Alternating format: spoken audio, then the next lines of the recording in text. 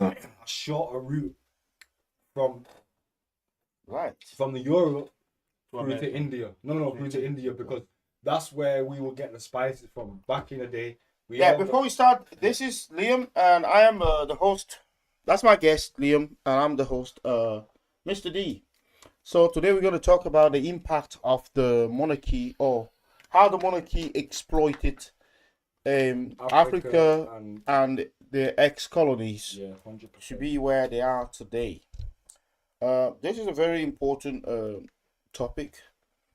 It's a very important topic, and one that we should not take lightly.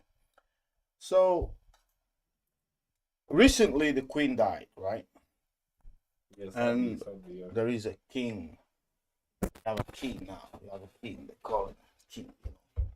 King Charles. King Charles. King Charles the third. The third, yeah. King Charles the third. Okay. Yeah. So, and then a customer asked me the question. He say, "What do you think about the Queen?" He was obviously pro-monarchy and pro. And I said, I don't think nothing. That was when the Queen died. I said, I don't think nothing. He said, why? She's done a lot of things for Africa. I'm like, really? Woo! Did you see that? This is the media. That's the media that's got into it. So he said that, and I said, me, you don't even know what you're talking about. That's it. If politely saying if I start here now, I think we're gonna end up here in a fight sometime, because it's not gonna be nice. No, it's going to be a very controversial topic, and a lot of people have got a lot to say now. So, how they did it. What it is that I said to the guy, do you know where your village is? Basically, this is your king. Where is my king? Yes. Now we can think about it. Where is my king? Yes, exactly. Right? What? The Britain went to civilize the rest of the world. Who told them that they needed to be civilized? That's Christopher Columbus discovers America. Yeah. What kind of nonsense is that? That is bogus. I think I discovered water. That's self-proclaimed. It's very, it's very. I mean, how can you discover a place where people are already living? Thank you. 100%. Are you the envoy of God? Are you the messenger? Are you the, Well, this is how ridiculous. That's how can I put it? For the Caucasian we were in Africa to say, oh, please come help us. We are dying. We're gonna be extinguished if you don't come and help us. Yeah, we'll be extinct. Yeah, we'll be extinct. Blah blah blah. You need to bring technology. You need to bring some lights. You need to bring some. No, nobody had such an appeal or such a message from Africa. Yeah. Today we talk about immigration, and what does the West say? Western people say that Africans and Indian and Pakistani and the Arabs are invading their land. I mean, come on, who went first to the other person's land? I think that is the most unanswered question. As much as they've got an answer for it, the Caucasian people, about their heritage and their background and how they've established themselves in modern day society, and not only just that, about how they've done that in the past as well, and they believe they was the first people there. That's why when you go to places like, for instance, one example now, New Zealand, the reason why it's called it, because when the Caucasian man, the white man, let's just say, for instance, when he discovered this, he was new to him. It's new to him. That's why most places, like you go to Newport, there's so many different examples. I don't need to list all of them. A lot of people will understand. But I watched a program about Australia, the other Australia. You need to watch this program. I know exactly the copper skinned people with the black straight hair. Yeah. In the back, in the past, they would say copper skinned. They would say, because that's what Columbus did when he found the Caribbean islands. Let's just say, right, when he first touched down. I'm not going to paraphrase or quote him because I don't know exactly what he said word for word, but I know he said he discovered copper-skinned people, and we know them as Tainos. They're called Tainos, basically. That was the copper-skinned people like me and you. Well, it's very controversial. Right. I'm very light-skinned, but I'm still, of ethnic origin and whatnot. I've still got black roots and whatnot. But when Columbus made that voyage, and he didn't really like. He didn't set out to discover an island. He set out to discover the quickest trade route for spices from the India through to the UK, Europe. Let's just say Europe. Right. Right. So what happened was he went on his voyage. He was sent by the Spanish royal family. There was actually a queen at the time that actually sent him on his voyage and whatnot. And he was known, as we know today, we've been told in school, as one of the greatest explorers that man ever. But these explorers Yeah. were working for monarchies. Monarchies. That's what I'm saying. That's exactly. So they true. were paying taxes, or they were bringing their harvest to the monarchy. Yeah, exactly. So then The queen didn't go to bloody India to pick up that gold. She sent her advocate. She sent one of her advocates. She sent one of her yes men. Would say to go there and do it. And to go and do the dirty work. And those guys are the wealthiest guy in the UK.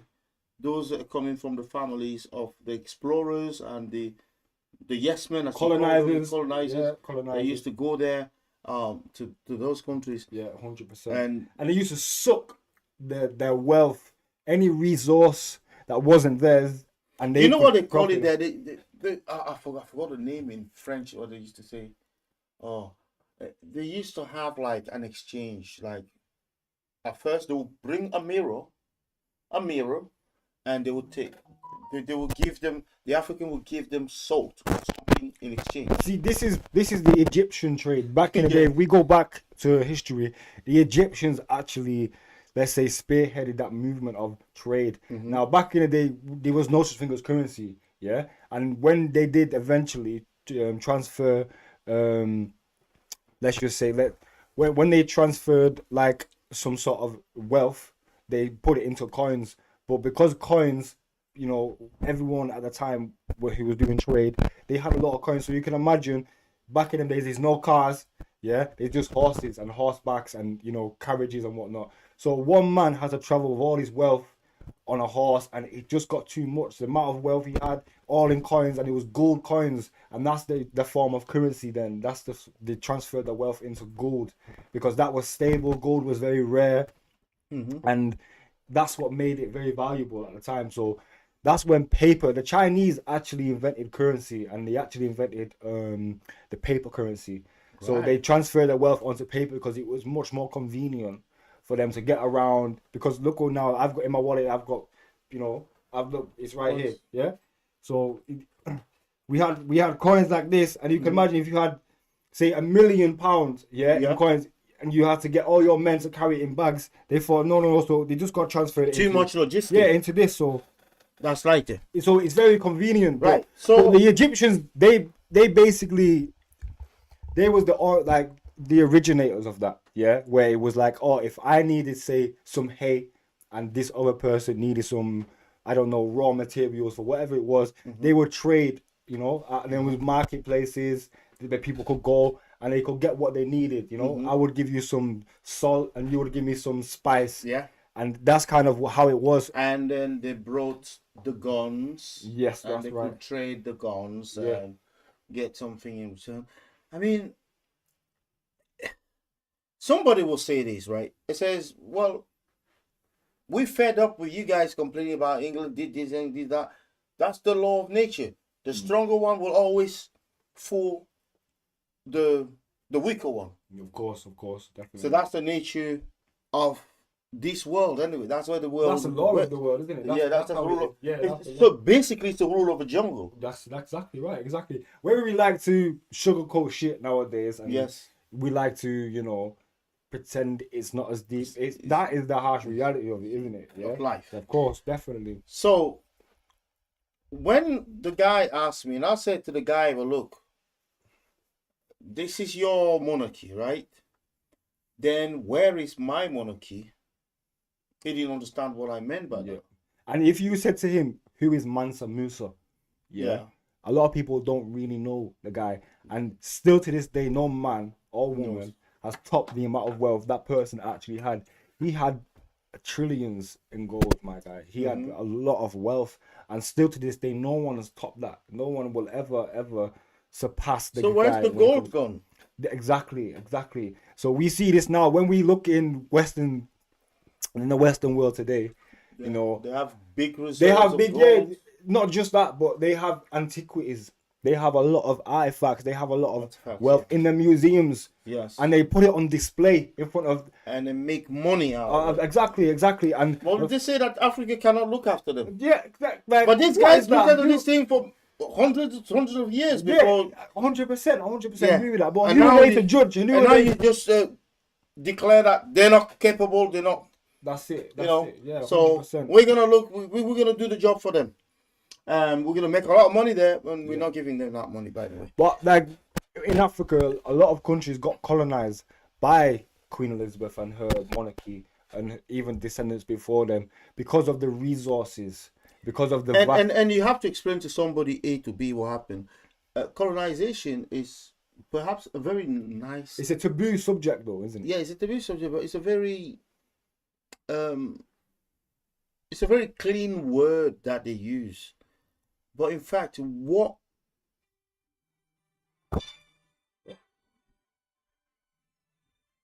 you have to cut this. Excuse me. Hello.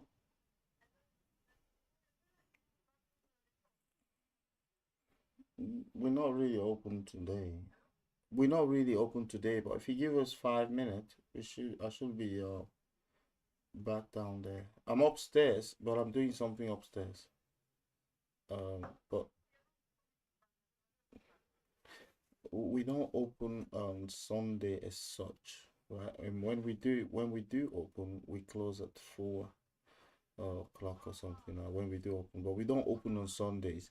However, if you're still down there and you're sticking around, I'll be down there in 5 minutes. So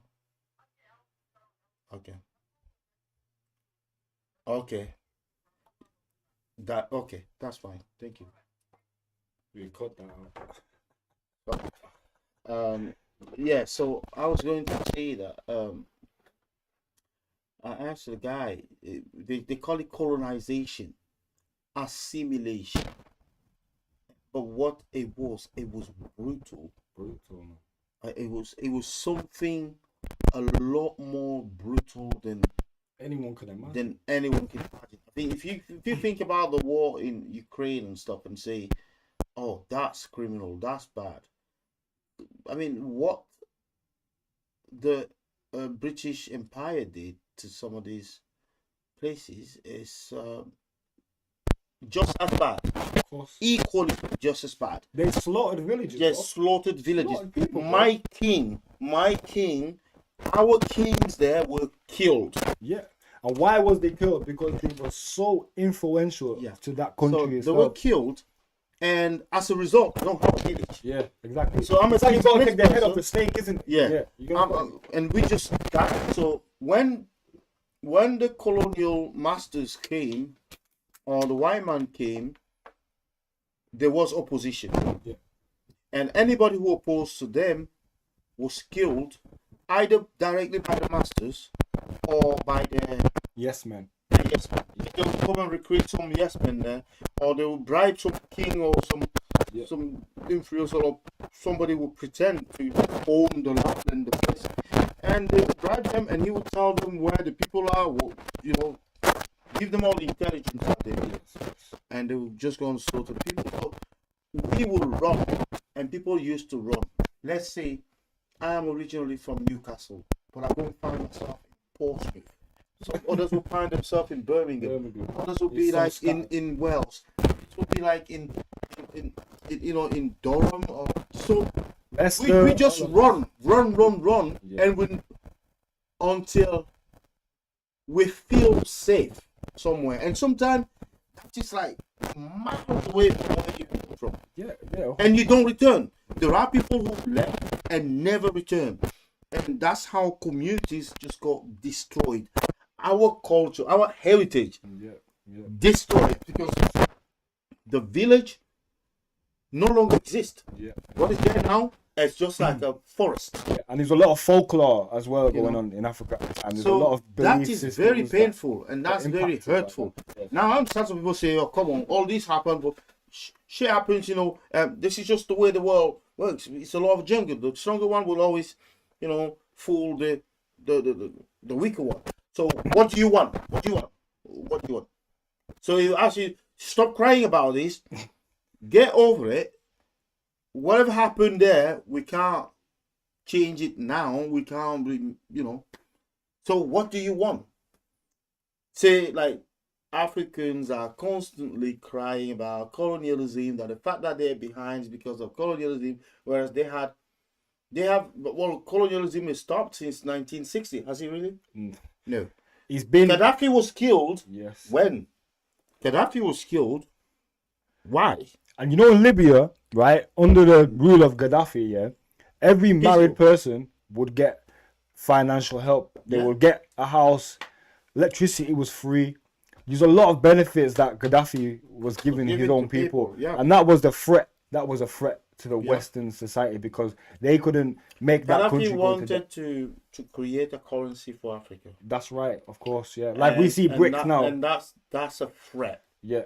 It's a threat because it would mean that the West will no longer control those economies. So that's perhaps similar things happening with maybe the BRICS nation, where they're trying to create a currency. It's Brazil, Russia. A currency that will rival the dollar, because the dollar has this supremacy on the trade world and the trade, the international trade in general, that they can use that. And the war in Ukraine, it's a weapon to them, as a weapon.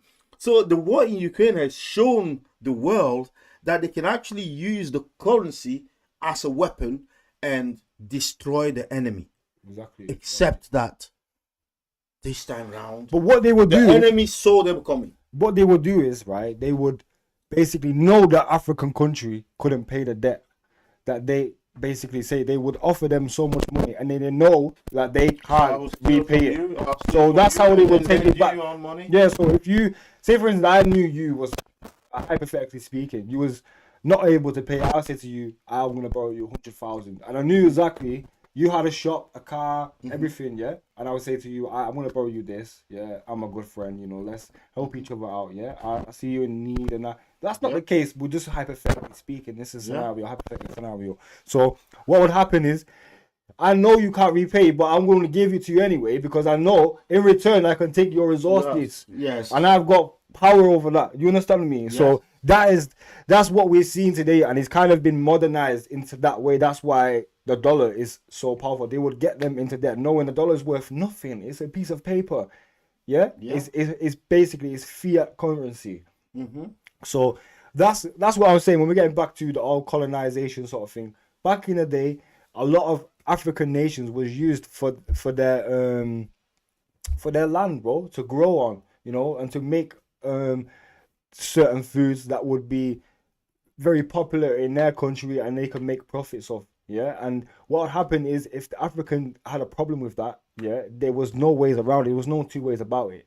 They would get rid of you, and would make sure that nothing ever stood in their way and got in their way of creating their own businesses from other people's misery. Let's just say that. It's like, would you let someone come in your backyard and take something out of your backyard? You would have a problem with that, innit? Nowadays, no, you wouldn't. Yeah, you would have a problem with people calling police. But at the end of the day, a lot of people in the UK, they don't get told that about the monarchy, and they all get painted out to be someone very very powerful, very positive, and then they're standing for us, they're representing us as a people, and they're doing good things, but they're failing to understand that it was built off the shoulders on other people's misery, yes, you say, not the shoulders, but you know what I mean. They were standing on the shoulders of giants, bro. And back in them day, Africa was a giant when it comes to production and all this, and when it comes to sort of horticulture and growing, there was a very lucrative sort of opportunity for them to come over and make their country as vast and as wealthy as we see today, off the back of other people's misery. Exactly. So it's very important to say what do you want now? The problem, what we want now, we want the West influence in those countries, Africa, the Caribbean, or Asia, to stop completely. Let those people choose their own leaders. Let them choose Let them yeah. run their own business. There's no democracy, is there? There's no democracy It's there a because they pick and choose. Yeah, exactly, bro. They will arrest. They will form a coup and remove a president because he's not pro-Western. Exactly. You know What happened to Gaddafi? The same thing. His own people did that. And there are many presidents there, like Laurent Gbagbo in Ivory Coast. You probably wouldn't know that one. And then Odinga in Kenya.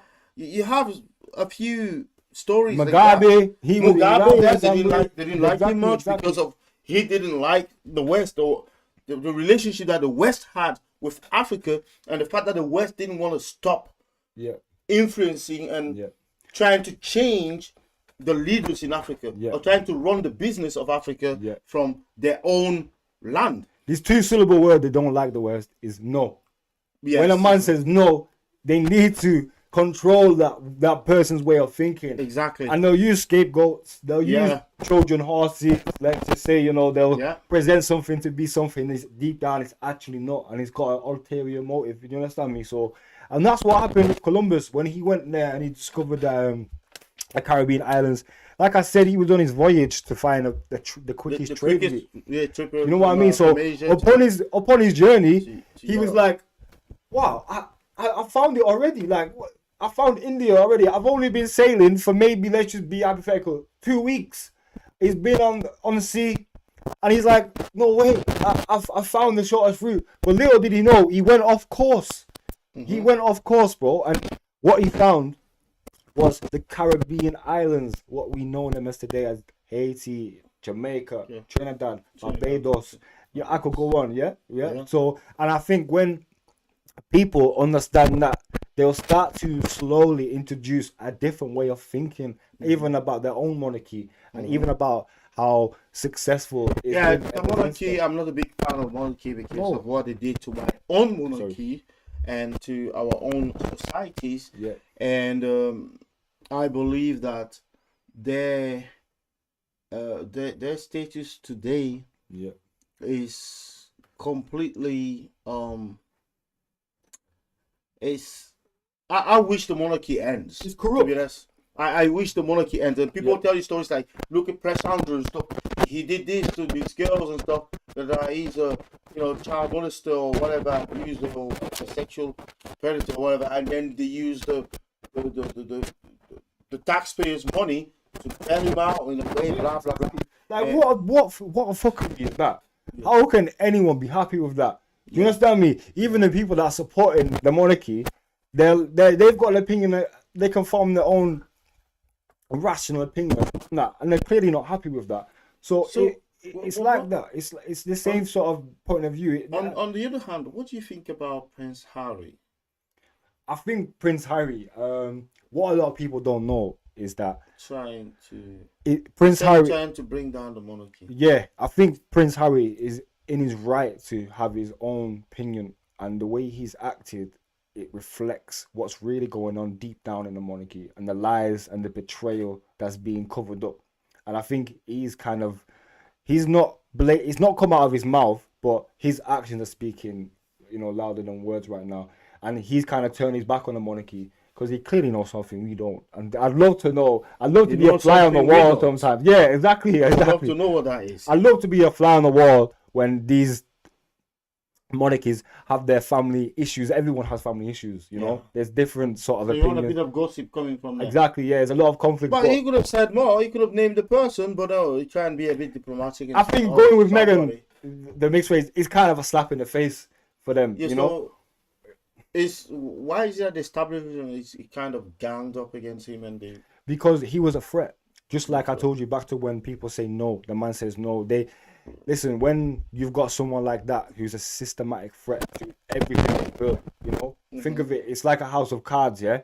So you take one card, and he was trying to take one card away, and it would all topple down upon them. So making sure the media painted him out to be the worst person possible was very beneficial to them, because it not only preserved their legacy, but it kept their name intact as well. It made sure no one ever looked at them the way he probably does, and the information he knows we will never know.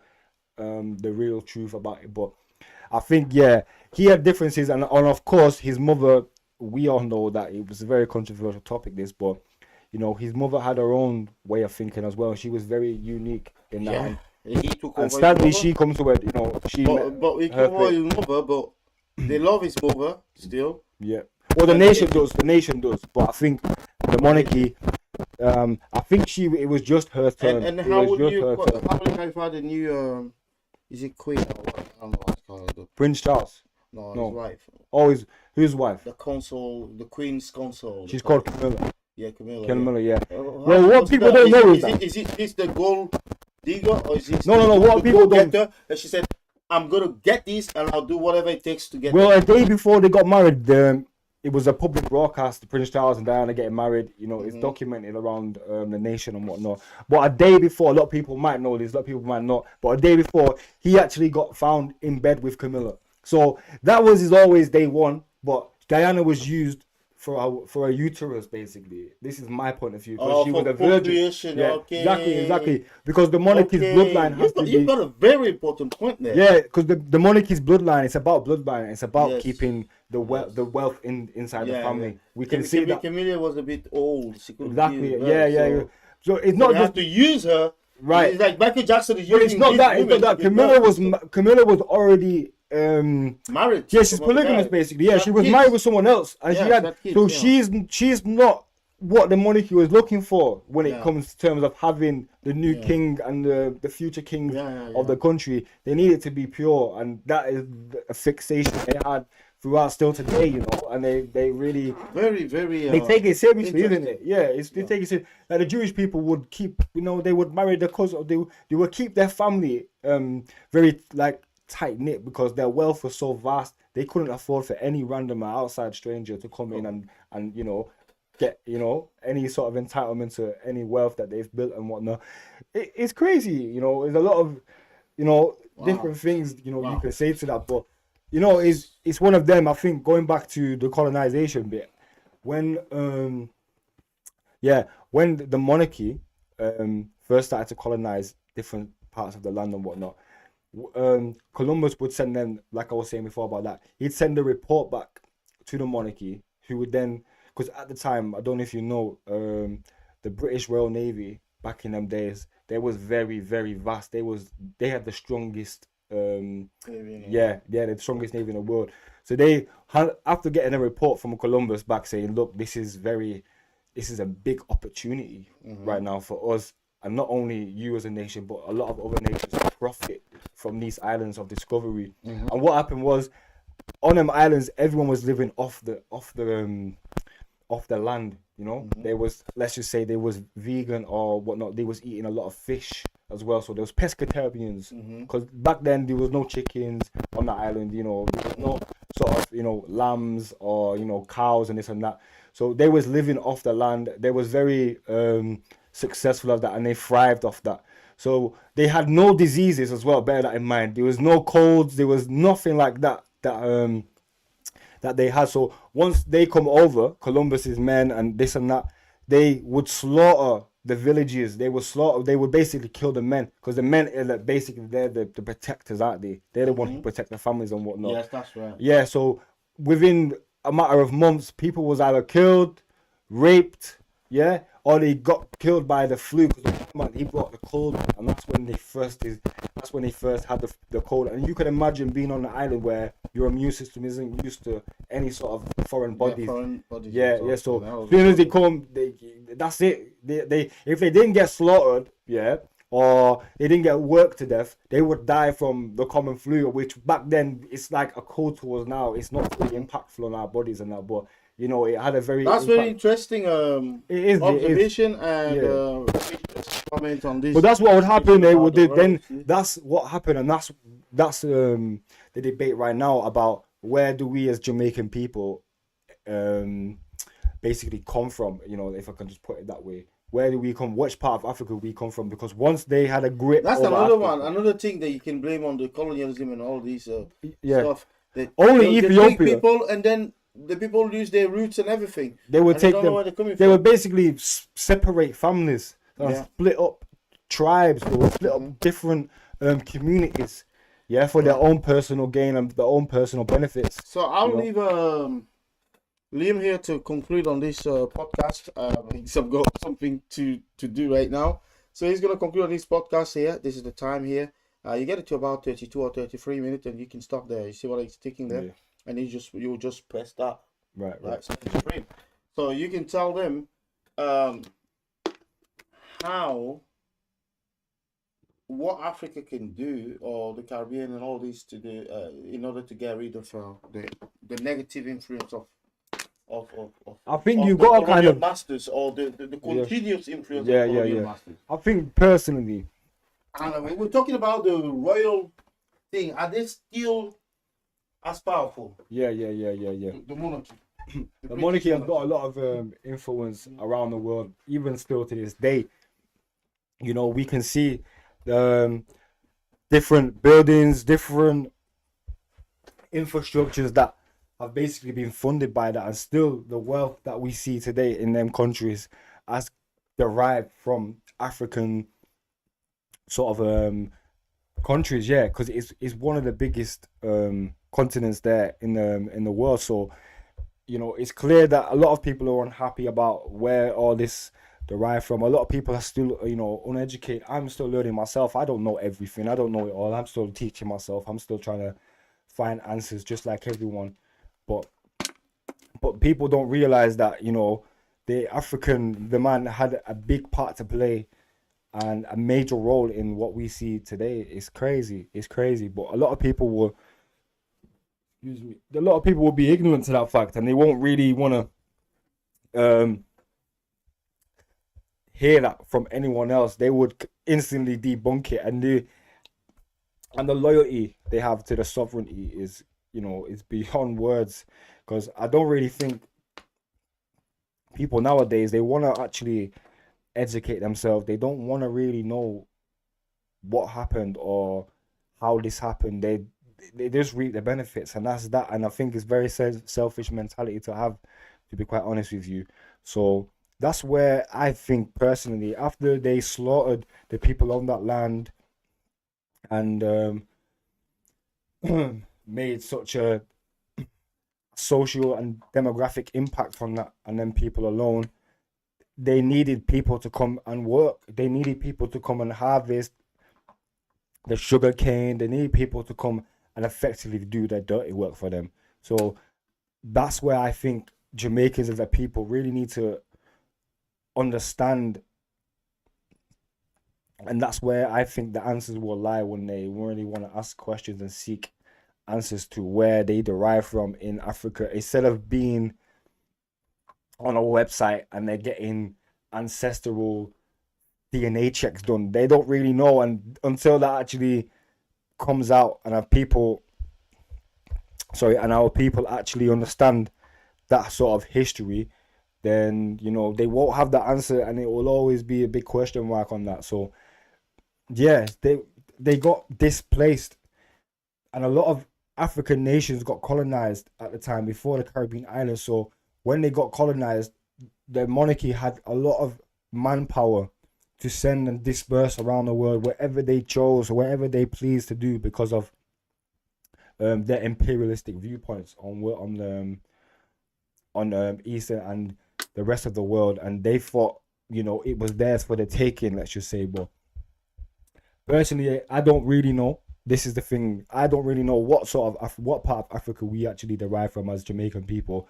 I've been told, you know, my family would be like, you know, we come from Ghana. I've never done an ancestral DNA sort of check. I've never done that. I feel like I need to do that. I really do need to explore that part of my heritage, because I can't be in the dark about that, let's just say. So, but yeah, a lot of people now forget about that, or they don't forget about it. They're just not been informed well enough as I think they should have been. So yeah, a lot of people go and read about the history, read about how us as a people, African people, Jamaican people, Trinidadians people, Barbados, and all these other sort of Caribbean islands, what part of Africa we do actually come from.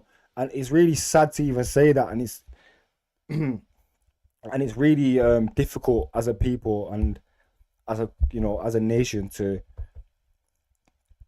to explain that. And yeah, I think everyone deserves answers, not just reparations, and we hear a lot about this in America now. Everyone is like, oh, we deserve our wealth, we are entitled to what got taken from us, and our ancestors, the pain and the suffering they went through, it needs to be compensated. So it's a touchy subject, it's very touchy, but there's a lot of people like myself now that really want to explore that though, and really want to understand like what's actually the main cause of this, what's actually going on that we as a people don't really know. And the information that's getting withheld from us is pure evil, to be honest with you, because I think them as a people, they know and they're embarrassed to say the fact that their ancestors had a big part to play, and yeah, their forefathers, let's just say, had a big role to play in the displacement of African people. And us as a culture, we have basically tried to create our own culture through music, reggae. Our Rastas, they brought marijuana into the world, I would say, but really is actually Indians. This is what I mean. A lot of people are misinformed. I'm not gonna say uneducated because I think that is disrespectful, to be honest, but I think they're just misinformed, I think. And yeah, I just think that people in the comment section, feel free to express your viewpoints and have a little discussion and tell me what you really think, because you can educate me too on little things. Like I said, I don't really know everything. I'm still trying to figure out what's actually happened when it comes to my forefathers and my ancestors as well. But it's just a big taboo subject, and people really want to brush over that, and they don't really kind of like want to talk about it because they know that what really happened is wrong, basically. And it might be an ounce of embarrassment as well on their part, but really, who knows? It's one of them subjects. So feel free to put your comments and your views down below, because I would love to read and love to hear from people that might have a bit more depth on this situation as well. But I do my reading. I try to do my reading. I try to educate myself on this. I think we have a duty to do that, to be quite honest with you. I don't think we kind of fall into their clutches where it's like, oh, we're just gonna accept anything the Caucasian man will say. Like, I sound really discriminative when I say that, but I think it's a taboo subject, isn't it? And I'm banging on about this now, but I think I think us as a people, we shouldn't ask for reparations, to be honest with you.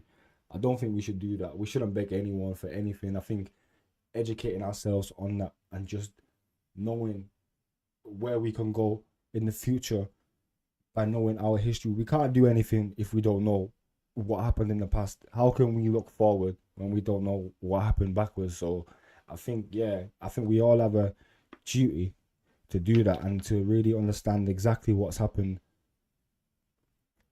so we can learn on how to go forward and move forward with it without being aggressive, without trying to be like them, let's just say. I think we have to kill them with kindness a little bit, and in this respect, I think it really does make a lot of sense when I say something like that, because they're expecting us to be like that. They're expecting us to be this violent person who just goes around robbing things and taking things, and they're trying to deflect their own actions onto us now. You see that? Because we in society, we see that a lot. We see a lot of people, when they see a black man, they would instantly think, oh, lock your doors, or keep your phone close to you. They don't put any items of value close to them. They will take it. They will do this, but they don't really know that their ancestors were doing that a long time ago. They was taking that wasn't theirs. They were basically going into next man's backyard and, let's just say hypothetically, taking the bicycle. They was taking the ball.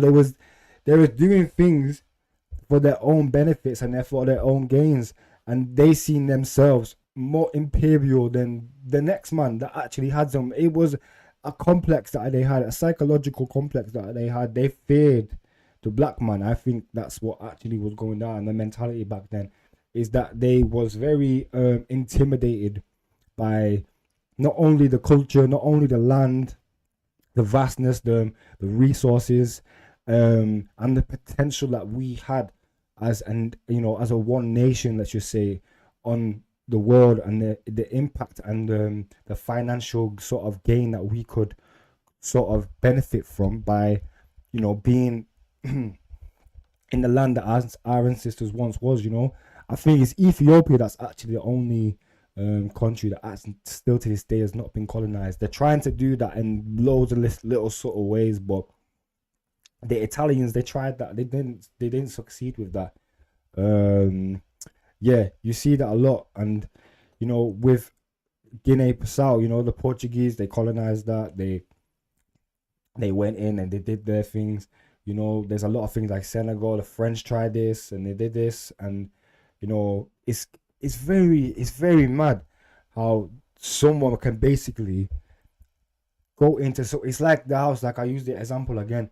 It's like someone's household, someone's family. It's like an outsider coming into that property and basically not turning everyone against each other, but having such an influence on that family structure, yeah, hypothetically speaking still, that everyone resides, or everyone has a massive influence on that stranger that has taken a massive influence, from that stranger that has actually come into the house and actually basically brought a new way of life to them and told them, look, yeah, you do this instead of this, or da, da, da, da. And I think this is one topic that gets untouched. So I'd love to unturn every stone there, but I think it takes not only just me and a few people, it takes us as a whole nation, as a whole group. It is it's very important that we have numbers when it comes to a topic like this, because anything can get said at the end of the day, and anyone can get swayed, anyone can get told one thing and instantly believe it. And this is the power that we see today, the media actually has on society and how they think. And they don't ask any questions. They just taking it in, and that's that. They don't really want to know anything. And so if, for instance, now the news channel said, oh, this black man has this and he's bad for this person, he's a threat to society, boom, the next day in work people are talking about this and they're instantly believing what the media has told them. So I think everyone needs to have a broader mind, and just be a bit more mindful and be open-minded to the fact that sometimes these things are not what it seems. So yeah, so with that being said, I think you should all drop your comments in the comment section. I want to really hear what everyone's got to say about this topic, because it's very controversial. I know that people might comment with bad things and some people might comment with good things, but I think that diversity and freedom of speech is very important, and without that, I don't think anyone can move forward and and learn of other people and other ways of thinking. And I'm very open-minded to anyone's opinion on that. So yeah, like I said, get in the comments, get in there, and tell me what you think about it. I think it's a taboo topic, but I really do expect a lot of people to come with a different opinion than probably what I've heard before, and I look forward to listening to that, and I look forward to hearing that, and reading them comments that are getting popped down there below. So yeah, thank you for watching, thank you for listening again. Until next time, this debate will continue. I'm sure of it. Thank you guys.